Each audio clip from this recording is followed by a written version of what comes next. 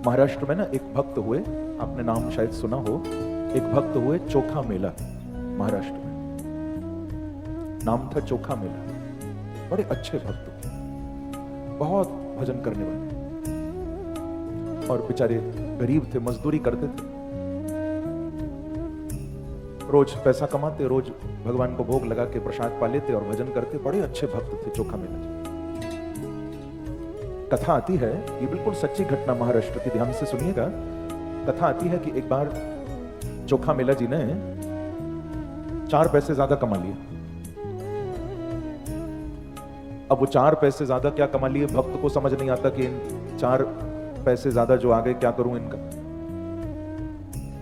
क्योंकि भक्त तो भैया ताजा खाने वाले होते हैं, हमारी तरह बासी नहीं खाते। हम लोग तो बासी खाते हैं, कमा कमा के रख लेते हैं फिर खाते हैं।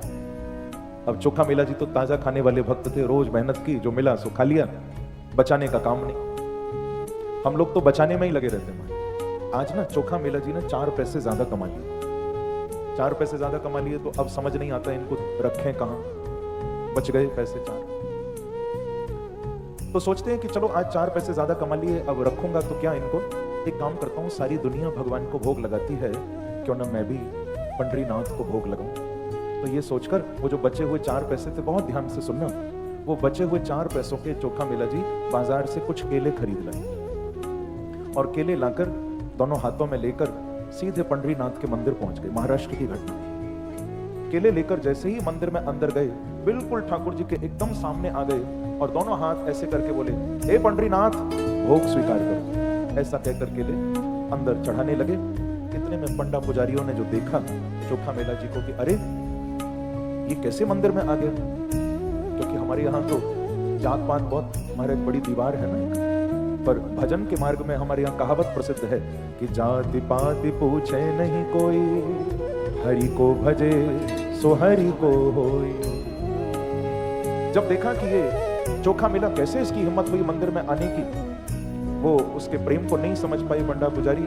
उन्होंने वो फल लेकर, देखो पहले तो चोखा मेला जी को खूब मारा, मंदिर से बाहर धक्का दे दिया, और फिर वो केले, वो फल लेकर फेंक दिए बाहर कि दोबारा हिम्मत नहीं करना मंदिर में आने की, तेरा प्रवेश नहीं है मंदिर। ऐसा कहकर बेचारे भक्त को बाहर निकल गए। चोखा मेला जी को बड़ा चोट आई, डंडे से मारा। उठे, उठकर वो केले हाथ में लिए घर आ गए। बहुत ध्यान से सुनना, घर पर आ गए। रात को पत्नी जहां जहां चोट आई थी ना, वहां सिकाई कर रही थी पत्नी, गर्म कपड़े से सेक रही, जोर से करहा रहे हैं, तकलीफ हो रही है, आह आह मुख से निकल रही। रात को ठीक 11 बजे किसी ने दरवाजा खटखटाया। बहुत ध्यान से सुनो, इसी कलयुग की घटना। रात को 11 बजे दरवाजा खटखटाया। भगत जी द्वार खोलो। चोखा मेला ने कहा, कौन आया है, इतनी रात को कौन आया दरवाजे पर, कौन हो आप?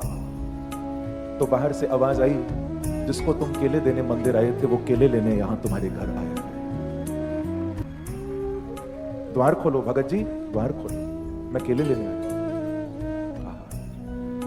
अब देखो भक्त का भाव। चोखा मेला जी बोले, अच्छा वहां तो अपने नौकरों से मार पड़वाते हो हमको, हमारे केले फेंकवा दिए, यहां लेने आते हो?